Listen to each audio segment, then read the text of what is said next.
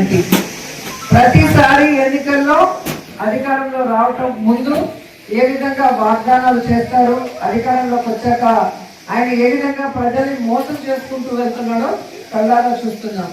అందుకే ఈరోజు recalling Chandrababu manifesto అనే కార్యక్రమాన్ని జగన్మోహన్ రెడ్డి గారు ప్రారంభించారు. సో ఈ కార్యక్రమాన్ని ఇచ్చేసిన వైఎస్ఆర్సీ కుటుంబ సభ్యులకి, ప్రజాప్రతినిధులకి, పాత్రికేయులకి నా హృదయపూర్వక నమస్కారాలు. ఈరోజు ఈ కార్యక్రమం మనం ఎందుకు చేస్తున్నామంటే, గతంలో జగన్మోహన్ రెడ్డి గారు ఒక మేనిఫెస్టో ఇచ్చినప్పుడు అది ప్రతి ఆఫీస్ లోను, ప్రతి ఎమ్మెల్యే దగ్గర, ప్రతి మండల ఆఫీస్ లో కూడా ఎవరు వచ్చినా ఏం చెప్పామో మనం అది చేసామా లేదా అనేది ప్రతిరోజు చూసుకొని చేయని వాటిని చేస్తూ ముందుకు వెళ్ళే కార్యక్రమం మనం చేశాం. కానీ జగన్మోహన్ రెడ్డి గారు ఇచ్చే ప్రతి ఒక్కటి ఇస్తూ, అది కాకుండా అడిషనల్ గా సూపర్ 6 ఇస్తాను, మేనిఫెస్టోలో ఉన్న 143 ఐటమ్స్ చేస్తానని చెప్పిన చంద్రబాబు నాయుడు మళ్ళీ ఎప్పటిలాగే ఆ మేనిఫెస్టోని డస్ట్బిన్ లో పెట్టేసి దాని గురించి పట్టించుకోకుండా అన్ని చేసేసాను, చేయలేదని ఎవరైనా మాట్లాడితే వారికి నాలిక మందమని సిగ్గు లేకుండా ఒక సీఎం స్థాయి వ్యక్తి అబద్ధాలు చెప్పడం మీరు గమనించారు. అందుకే వారి మేనిఫెస్టో ఏంటి, వారు ఏం చెప్పారు అని ఈరోజు వాళ్ళకి గుర్తు చేస్తూ గడప గడపకి కార్యక్రమాన్ని ఇది తీసుకెళ్ళి ఈ క్యూఆర్ కోడ్ స్కాన్ చేస్తే దాంట్లో సూపర్ 6 తో పాటు తెలుగుదేశం పార్టీ మేనిఫెస్టో వస్తుంది. ఈ మేనిఫెస్టోలో చంద్రబాబు నాయుడు, పవన్ కళ్యాణ్ ఇద్దరు సంతకాలు పెట్టారు. ఇవి చేయడానికి కుదరదు, అంత డబ్బు లేదు, ప్రజల్ని మోసం చేయడం ఇష్టం లేక ఆ రోజు బీజేపీ వాళ్ళు దీనికి దూరంగా ఉన్నారు. మీరు గమనించారు కదా, ఆ రోజు మేనిఫెస్టోని టచ్ చేయకుండా దూరంగా నిల్చున్నారు. ఓన్లీ పవన్ కళ్యాణ్ అండ్ చంద్రబాబు నాయుడు గారి ఫోటోలతో వెనక బ్యానర్లు, అలాగే ఉమ్మడి మేనిఫెస్టోలో ఇద్దరి సంతకాలు. ఇప్పుడు సంతకం పెట్టి మోసం చేస్తే ఏమంటారు? చీటర్ అంటారు. చీటింగ్ కేసు పెట్టాలి, 420 కేసు. మరి చంద్రబాబు నాయుడు మీద, పవన్ కళ్యాణ్ మీద ఈ 420 కేసు పెట్టాలా వద్దా? ఖచ్చితంగా పెట్టాలి కదా. ఎందుకంటే ఈ రాష్ట్రంలో మహిళల్ని మోసం చేశారు, రైతుల్ని మోసం చేశారు, నిరుద్యోగుల్ని మోసం చేశారు, ఆఖరికి చదువుకుంటున్న చిన్న పిల్లల్ని కూడా ఎలా మోసం చేశారో మీరందరూ కళ్ళారా చూశారు. ఆ రోజు ఏం చెప్పారు?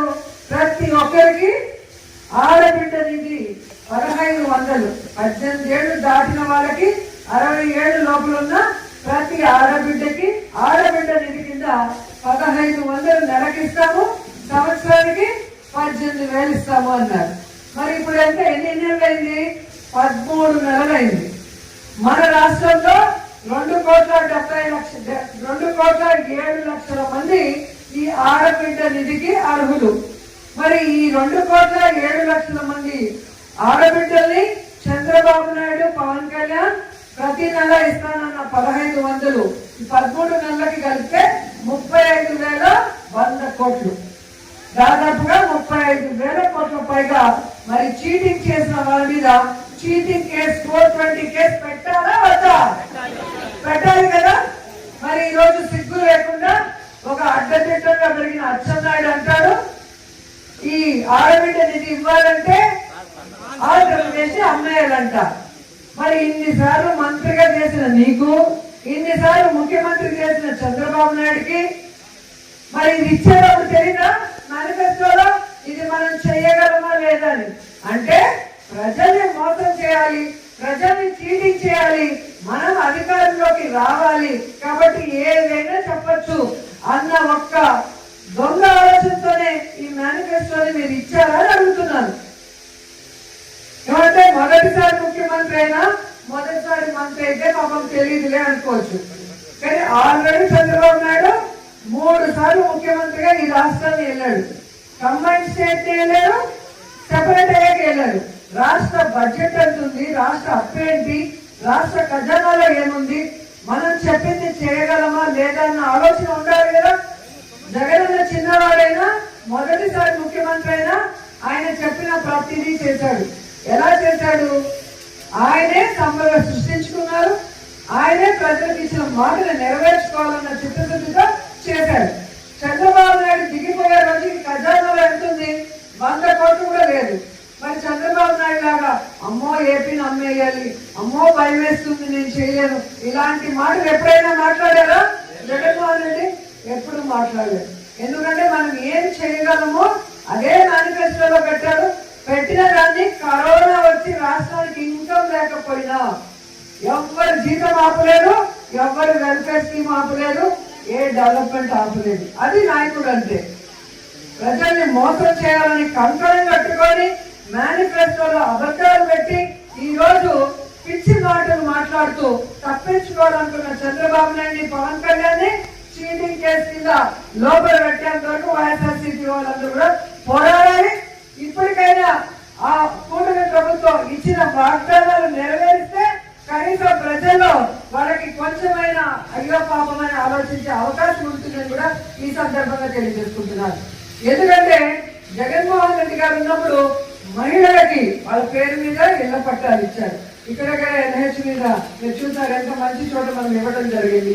నేను మంత్రి అయిన మొదటి కేబినెట్ లో ఈ నిండులో ఆగిపోయిన ల్యాండ్ అన్ని కూడా ఏ విధంగా జగన్ గారు చెప్పి కేబినెట్ లో అప్రూవ్ చేసుకొని మనం ఇళ్ల పట్టాలు ఇవ్వడం జరిగింది.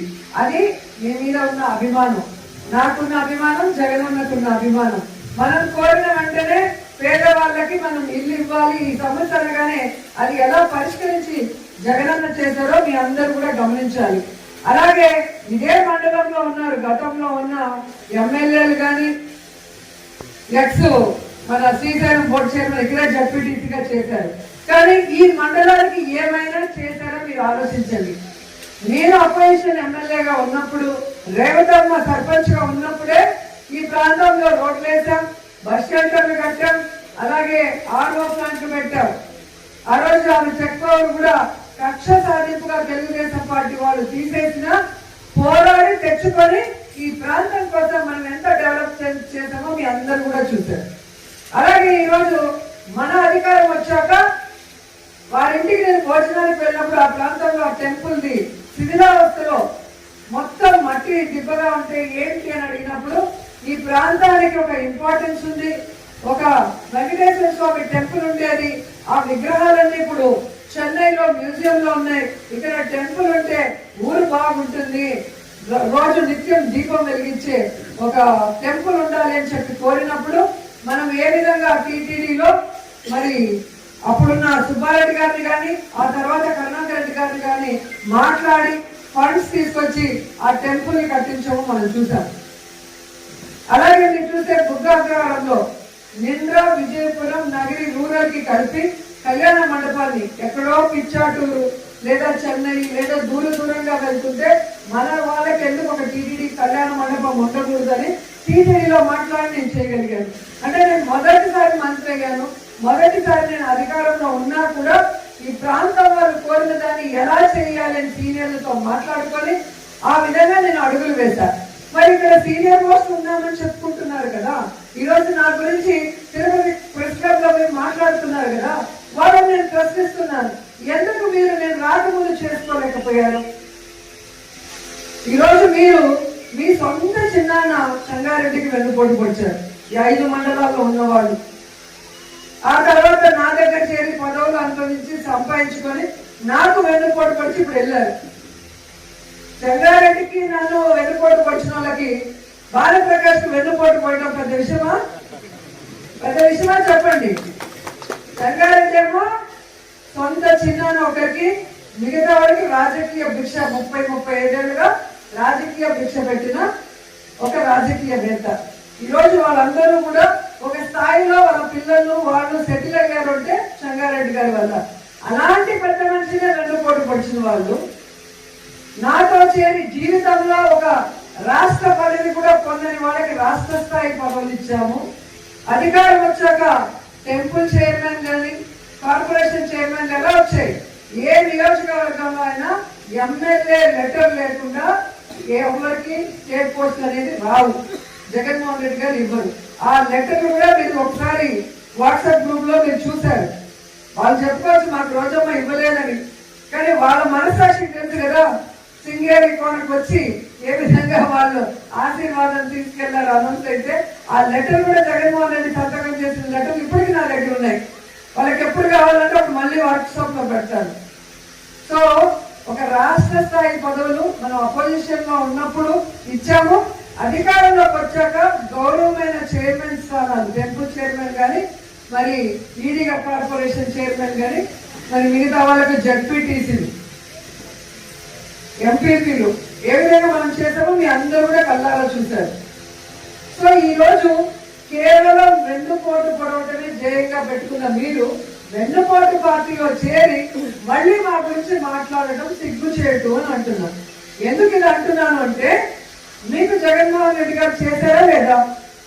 చేశారా లేదా మీకు జగన్మోహన్ రెడ్డి గారు? చేసినప్పుడు మీకు ఎమ్మెల్యే నచ్చలేదంటే ఏం చేయాలి? జగన్మోహన్ రెడ్డి గారికి ఏదో ఒక నియోజకవర్గంలో వెళ్ళి పని చేయాలి, లేదా ఎంపీ గారికి పని చేయాలి. అవునా కాదా? రోజమ్మ నచ్చలేదు, నువ్వు నగిరిలో పని చేయొద్దు, తిరుపతికి పో.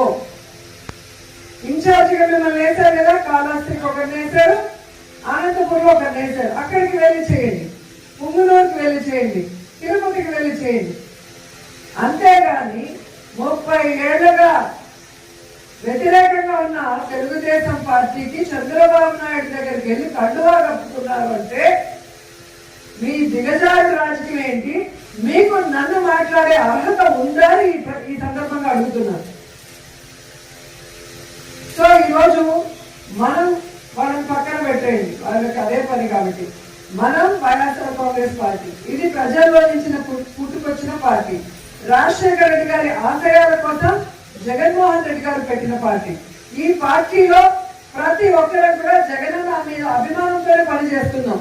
పదం వస్తుందో, కాంట్రాక్ట్ వర్క్ వస్తుందో, లేదా ఇంకోటి వస్తుందని మనం ఎవరు ఆశించి పనిచేసిన వాళ్ళం కాదు. అందరం కూడా జగనన్న ముఖ్యమంత్రి అయితే ఈ రాష్ట్రం బాగుంటుంది, ప్రజలకి మంచి చేస్తారు, మన ఊర్లు డెవలప్ అవుతాయన్న ఒక మంచి ఉద్దేశంతో మనం జగనన్నని గెలిపించుకున్నాం. జగనన్నని గెలిపించుకున్నాక ప్రతి సచివాలయం, అంటే వార్డు సచివాలయాలు, గ్రామ సచివాలయాలు తీసుకొచ్చి వాలంటీర్ల ద్వారా ప్రతి కుటుంబంలో ఉన్న లబ్ధిదారులు, పేదవాళ్ళు, మేనిఫెస్టోలో మనం ఇచ్చిన వాటికి ఎవరెవరు అర్హులో ఐడెంటిఫై చేశాక ఆయన ముఖ్యమంత్రిగా అయిన మొదటి రోజు నుంచే, మొదటి సంవత్సరం నుంచే ప్రతి ఒక్కరికి కూడా అందుబాటులోకి తీసుకొచ్చారు. కులం, మతం, పార్టీ చూడకుండా.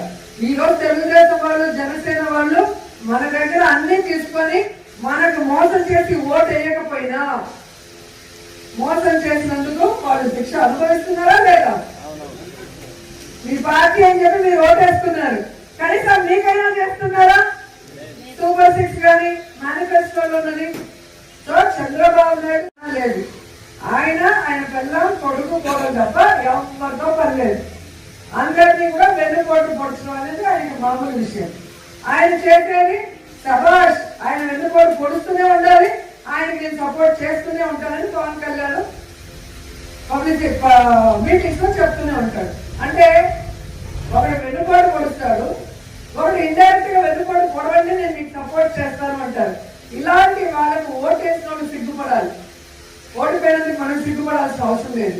ఎందుకంటే మనం పని చేసాం, అందరికీ మంచి చేసాం. ఈవీఎంల వల్ల లేదా తిన్నింటి వార్తలు లెక్క పెట్టిన కొంతమంది వల్ల మనం ఓడిపోయాం. సో ఈసారికైతే వాళ్ళు మోసం చేయగలిగారు, కానీ ఈ 5 ఏళ్లలో వాళ్ళు చెప్పిన ఏదైనా చేయగలరా? వాళ్ళకి అక్కడ గౌరవం లేదు, ప్రజలకి జరిగేది ఏముండదు. సో ప్రజలు తెలుసుకుంటారు, రాబోయే కాలంలో ప్రజలు మోసపోయే అవకాశం ఉండదు. సో ఆ ప్రజలకి మనం ఒకసారి గుర్తు చేయాల్సింది ఏంటంటే, ఈ క్యూఆర్ కోడ్ స్కాన్ చేసి వాళ్ళ ఇంటికి వెళ్ళి ప్రతి విలేజ్ లో ఆ విలేజ్ సంబంధించిన నాయకులు ఇంటింటికి వెళ్ళి ఇది స్కాన్ చేసి వీటిలో వాళ్ళు చెప్పినవి వచ్చాయా, ఏదైతే ఇప్పుడు చెప్పాను కదా, ఆడబిడ్డ నిధి నెలకి 1500 రావాలి, సంవత్సరానికి 18,000, మొదటి సంవత్సరం అయిపోయింది, 13 నెలలకి 35,000 కోట్ల పైగా రావాలి. సో ఇది వచ్చిందా లేదా? రాలేదు అంటే వాళ్ళు ఎంత మోసం చేశారు, ఇది గుర్తు పెట్టుకోండి. మళ్ళీ ఎన్నికల ముందు వాళ్ళు చెప్పే అబద్ధాలకి మళ్ళీ మీరు మోసపోతే మీరు నాశనం అయిపోతారు, మన కాన్స్టిట్యున్సీ, మన మండలం కూడా నాశనం అయిపోతుంది. జగన్ లాంటి వ్యక్తి అక్కడ ముఖ్యమంత్రిగా ఉండాలి, ఇక్కడ రోజమ్మ లాంటి వ్యక్తి ఎమ్మెల్యేగా ఉన్నప్పుడే మేము మీకు ఇచ్చిన ప్రతి వాగ్దానాన్ని నెరవేర్చే అవకాశం ఉంటుందని మీరు ఆ ఇంట్లో చెప్పి వెళ్ళాలని కూడా ఈ సందర్భంగా కోరుకుంటున్నారు. అలాగే మీరు చూస్తే వైఎస్ఆర్ ఆసరా మన గవర్నమెంట్ లో దాదాపుగా 78,94,000 మంది మహిళలకి 25,570 కోట్లు లబ్ధి చేకూర్చారు. అంతకుముందు చంద్రబాబు నాయుడు చెప్పాడు 2014లో నేను అధికారంలో వస్తే డ్వాక్రా రుణమాఫీ చేస్తాను అసలు వడ్డీతో సహా. అప్పుడు ఉన్నది 14,000 చిల్లర, 14,500 14,700 కోట్లు ఉండేది. వాళ్ళు చేయకపోవడం వల్ల 5 ఏళ్లలో వడ్డీకి వడ్డీ అయి అది 25,000 కోట్లకి పెరిగిపోయింది. అయినా జగన్మోహన్ రెడ్డి గారు ఆడవాళ్ళు బాగుంటే, ఆడవాళ్ళు ఆర్థికంగా ఎదిగితే ఆ కుటుంబం బాగుంటుందన్న చిత్తశుద్ధితో ఆయన చెప్పినట్టుగా మరి అక్క చెల్లెమ్మల కోసం ఆ డ్వాక్రా రుణమాఫీ చేశారు. సో ఆ రోజు చంద్రబాబు నాయుడు మోసం చేశాడు మహిళల్ని, కానీ జగనన్న వాళ్ళకి చెప్పిన మాట ప్రకారం దాన్ని మాఫీ చేశాడు. సో ఈ రోజు జగనన్న చేస్తున్నట్టు చేస్తామని చెప్పి చేయకపోవడం అనేది మళ్ళీ ఒకసారి డ్వాక్రా అక్క చెల్లెమ్మలకి గుర్తు చేయాలని కూడా ఈ సందర్భంగా తెలియజేసుకుంటున్నా. అలాగే మీరు చూస్తే వైఎస్ఆర్ చేయూత 45 ఏళ్ళు పైబడిన ఎస్సీ ఎస్టీ బీసీ మైనారిటీ మహిళలకి ఏ విధంగా మరి చేయూత ద్వారా దాదాపుగా 26,99,000 మంది మహిళలకి 19,189 కోట్లు లబ్ధి చేకూర్చారు. ఎందుకు? విలేజ్లో చిన్న వయసులోనే పెళ్లి అయిపోతుంది, చిన్న వయసులోనే పిల్లల్ని కనేస్తారు. సో వాళ్ళు ఇటు కూలికి వెళ్ళటమో పొలం పనులు చేసుకుంటూ ఇలా పిల్లల్ని చూసుకుంటూ 45కే ఆల్మోస్ట్ వాళ్ళు చాలా వీక్ అయిపోతారు.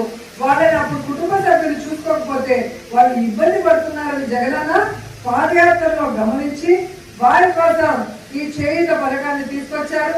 బ్యాంకు లింకేజీతో మహిళల్ని ఏ విధంగా శారీ షాప్ కానీ లేదా ప్రొవిజన్ షాప్ కానీ వాళ్ళు ఏది చేయగలరో వాళ్ళ గ్రామాల్లో వాళ్ళ పట్టణాల్లో ఆ విధంగా చేయించుకునే అవకాశాన్ని ఇచ్చారు. లేదా ఆవుల్లో మేకలో పట్టుకొని వాళ్ళు జీవనోపాధి చేసుకునే విధంగా చేశారు.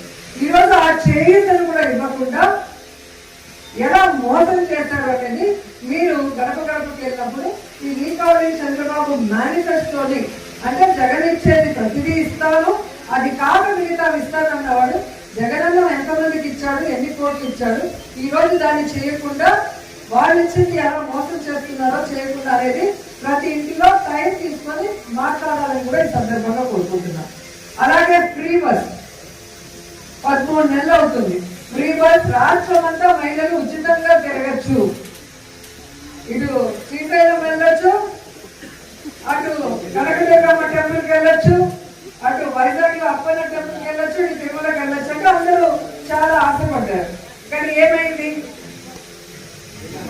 2024 ఎన్నికల్లో మేము గెలిస్తే జూన్ నుంచి మేము చెప్పిన ప్రతిదీ మీకు జరుగుతుంది అని చెప్పిన పెద్ద మనుషులు 13 నెలలు అవుతున్నా ఈ రోజు వరకు ఫ్రీ బస్ ఇవ్వకుండా ఏ విధంగా మహిళల్ని ఏమరుస్తున్నారో మీరు చూడండి. నేను అనేది ఎలక్షన్స్ వస్తాయనగా 1 ఇయర్ ముందో 1.5 ఇయర్ ముందో ఇచ్చి మేము ఇచ్చేసామని మళ్ళీ ప్రజల్ని మోసం చేయాలనుకుంటారు, మళ్ళీ మహిళల్ని మోసం చేయాలనుకుంటారు. మిమ్మల్ని మోసం చేయడానికి ఎలక్షన్ ముందు ఇచ్చేవాళ్ళు కావాలా?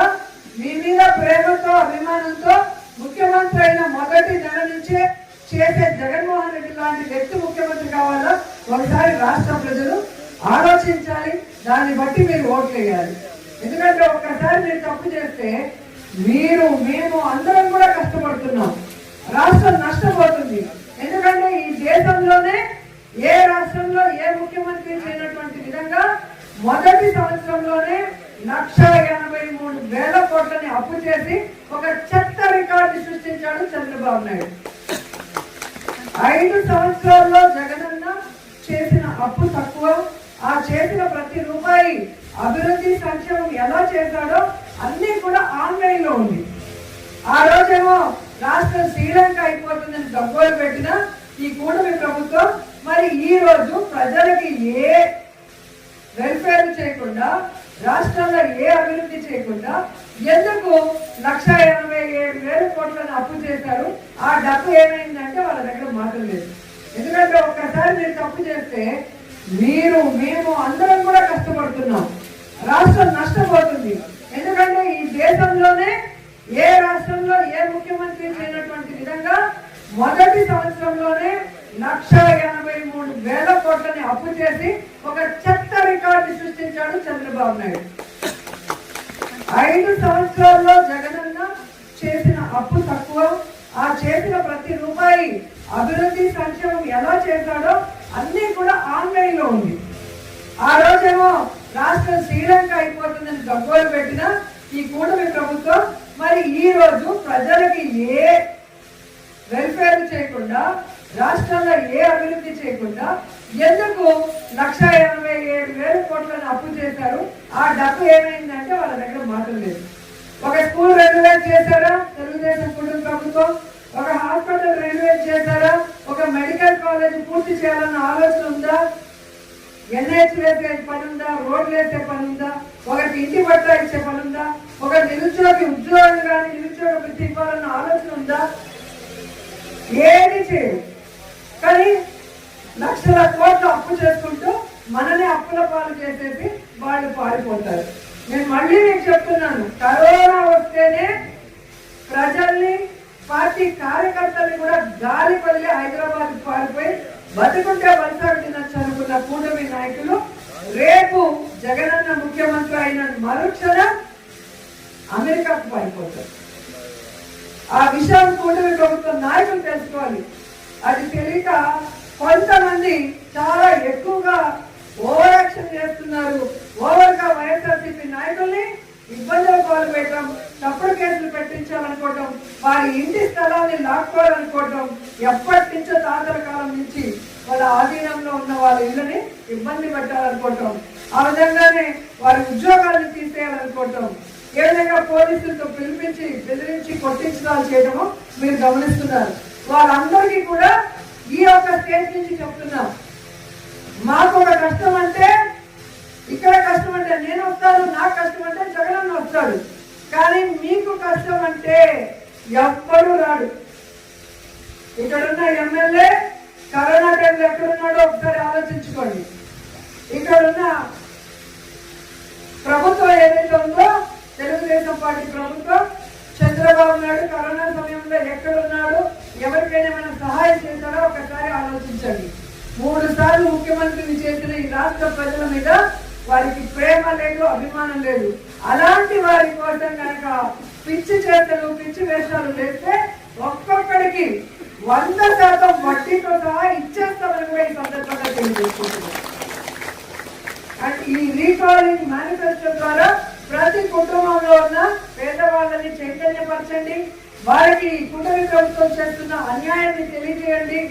మన వెన్నుపోటు దినం ప్రోగ్రాం పెట్టినప్పుడు ఎలా అయితే మహిళలు, రైతులు, యువత మనతో సంఘీభావంగా పదయాత్ర చేశారో రాబోయే కాలంలో మొత్తం ప్రజలందరూ కూడా బయటపడి ఈ కూటమి ప్రభుత్వానికి బుద్ధి చెప్పే విధంగా వాళ్ళు ధైర్యం తెచ్చుకోవాలంటే మీరు వాళ్ళని చైతన్యపరచాలి. జరుగుతున్న మోసాల్ని వాళ్ళకి తెలియజేయాల్సిందిగా కోరుకుంటూ మరి ఈ కార్యక్రమాన్ని అపోజిషన్ లో ఉన్నా కూడా ఇన్ని కేసులు పెట్టి ఇంత ఇబ్బంది పెడుతున్నా కూడా పార్టీ కోసం ధైర్యంగా ముందుకు వచ్చి నాకు అండగా నిలబడిన ప్రతి ఒక్కరికి పేరు పేరు నా పాదాభివందనాలు తెలియజేసుకుంటూ రాబోయేది జగనన్న ప్రభుత్వం, మన ప్రభుత్వం. మళ్ళీ మనం తలెత్తుకొని తిరగగలం. ఈ రోజుకైనా ఇంటింటికి వెళ్ళి మేము చెప్పింది చేశాం, వాళ్ళు చెప్పింది చేశారా లేదా అడగగలిగే ధైర్యం మనకుంది. కానీ మేము చెప్పింది చేశాము అని చెప్పుకునే ధైర్యం కూటమి ప్రభుత్వానికి లేదు. ఈరోజు ప్రోగ్రాం అయితే ఇంటింటికి తెలుగుదేశం తొలి అడుగులను పెట్టుకున్నారు, కానీ ఎక్కడో 1-2 తెలుగుదేశం పార్టీ ఇళ్ళకి పోతున్నారు, ఫోటో తీసుకొని పారిపోతున్నారు. కానీ ఆ ఫోటోలో ఉన్న తెలుగుదేశం పార్టీ వాళ్ళకి వీళ్ళు చెప్పిన మేనిఫెస్టో సూపర్ 6 వచ్చిందా అని మీరు ఒక్కసారి ఎంపీడీ ఆఫీస్లోకి వెళ్ళి వెరిఫై చేస్తే మీకే అర్థమవుతుంది. వాళ్ళు కూడా మోసపోయారు, విధి లేక పార్టీలో ఉన్నారు కాబట్టి ఫోటో తీసుకుంటున్నారు అనేది. సో మనల్ని మోసం చేయడమే కాకుండా వారికి ఓటేసిన వారి పార్టీ వాళ్ళని కూడా మోసం చేసిన ఈ కూటమి ప్రభుత్వానికి గుర్తొచ్చే విధంగా వాళ్ళని కూడా చైతన్యపరచాల్సిందిగా కోరుకుంటూ సెలవు తీసుకుంటున్నారు.